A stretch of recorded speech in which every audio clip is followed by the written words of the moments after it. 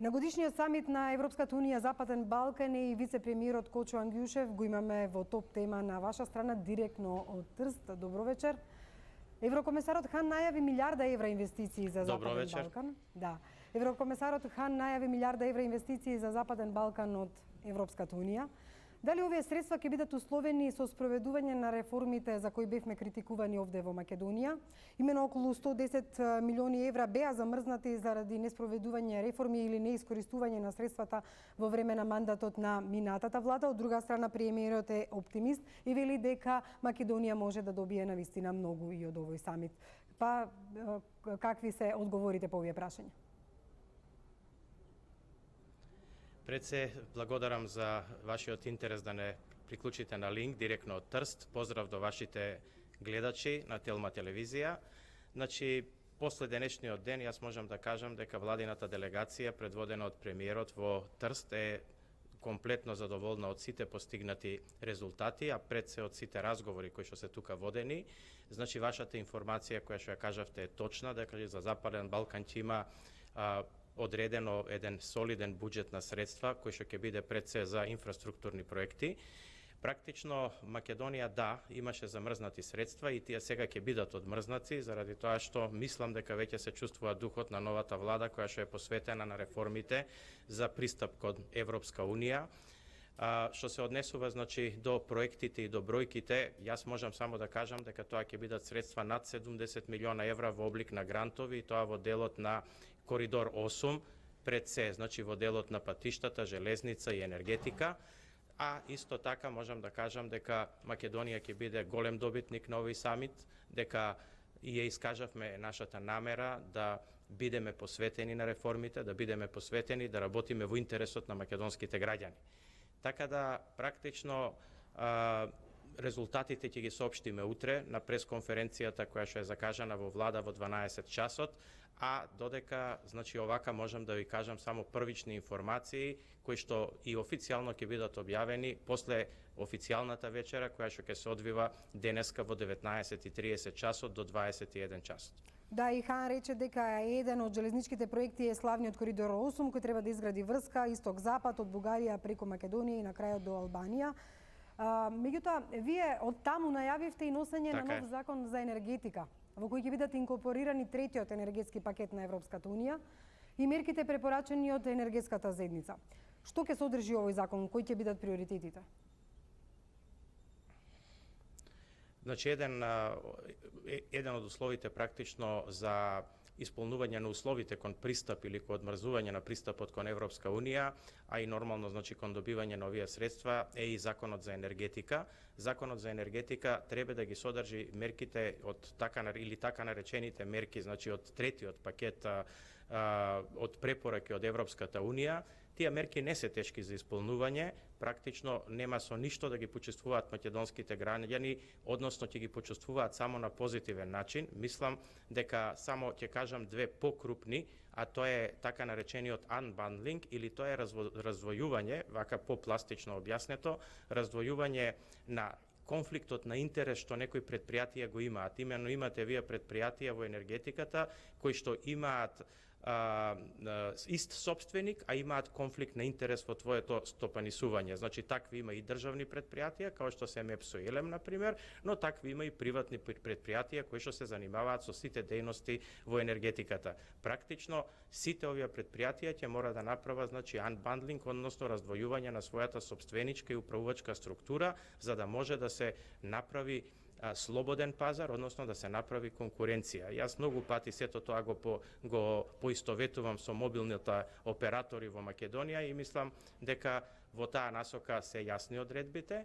Што се однесува значи во делот на конкурентноста, нормално Македонија мора да обезбеди онака како што е секаде низ светот и Европа, по-слободен пазар и поголема конкурентност на пазарот, а тоа го прави значи либерализацијата која што ќе биде веројатно малце убрзана од тоа што е сега предвидено во законот, али направена со многу чувство да на ниеден начин не влие врз животот и стандардот на граѓаните на Република Македонија.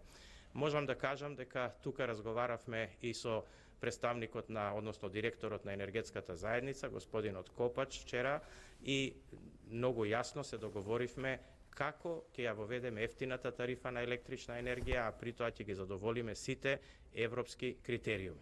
Така да, еве уште еднаш тоа го потврдувам од тука, ќе можеме утре и повеќе за таа работа да продискутираме.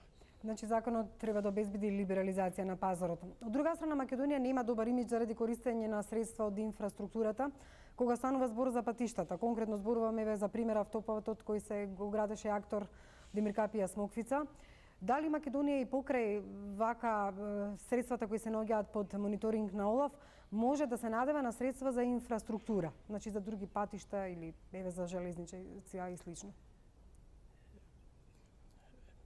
Видете, иако може би бевме критикувани за многуте средби што првиот месец ги остваривме со целокупната меѓународна заедница, но мислам дека тие беа неопходни за да го покажеме новиот дух на реформите во владата на Република Македонија и можам да ви кажам дека тој е препознаен од целокупната меѓународна заедница и таквите средства ќе бидат одмрзнати, односно негативната референца која што Македонија ја имаше во светот, мислам дека во овој месец и половина во голема мерка успеавме да ја поправиме.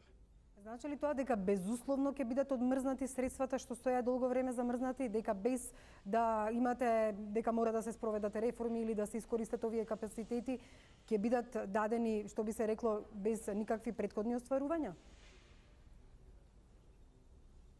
Значи, јас пошеднаш ке повторам, е многу препознатлив реформскиот дух во владата, препознатлива е јасната намера да се направат реформите во интерес на граѓаните на Република Македонија и повторно сакам да потенцирам дека не се сите тие реформи за да ние пристапиме кон Европска Унија. Тие реформи се пред се да го направиме животот во Македонија подобар и да го направиме малце порамноправен за сите. Практично, тоа е препознаено и тука дополнителни условувања нема. И за крај, како Македонија да не биде повеќе енергетски зависна? Како да ја намали таа своја енергетска зависност? Па Македонија не може преку ноќ да стане енергетски независна, затоа што Македонија уназад 20-30 години енергетски зависна и уште повеќе последните години Македонија стана уште позависна енергетски, бидејќи ако го гледате историски производството во Македонија е на најниско ниво у последните 15 години последната година. И тоа е постојано во опаѓање заради тоа што практично македонските производствени капацитети не работеа, односно не произведуваа онолку колку што беше планирано последните години. Ние за да Македонија направиме помалку енергетски зависна, ќе мораме прво да го подигнеме капацитетот на производство на домашните компании. Недопустливо е да вие имате електрани, као што е, например, РЕК Осломеј, која што 2 години не работи ништо, тоа го кошта електроенергетскиот систем во Македонија 16 милиона евра на годишно ниво и мислам дека тезата дека подобро е да се увезува струја отколку да не работи, отколку да работи Осломеј, а струјата да биде поскапа, е теза која што може да ја кажат луѓе кои што не се во реалниот бизнис, заради тоа што во тој случај фиксните трошоци кои што се случуваат во Осломеј не исчезнуваат кога вие увезувате струја. И практично, значи, ние мораме да ги ставиме тие производствени капацитети во погон, за да нормално ќе најдеме начин, ако немаме јаглен, а немаме, onda ќе обезбедиме со увозен јаглен, нормално ќе треба да ги изголемуваме и другите капацитети на инсталирана снага во Република Македонија. Тоа нема да биде процес што ќе биде решен преку ноќ, но тоа ќе биде процес кој што ќе работиме посветено и со текот на годините ќе намалуваме енергетската зависност во Република Македонија.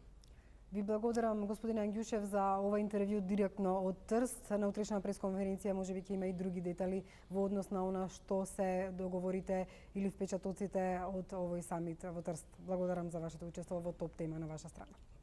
Ви благодарам и за вашиот интерес.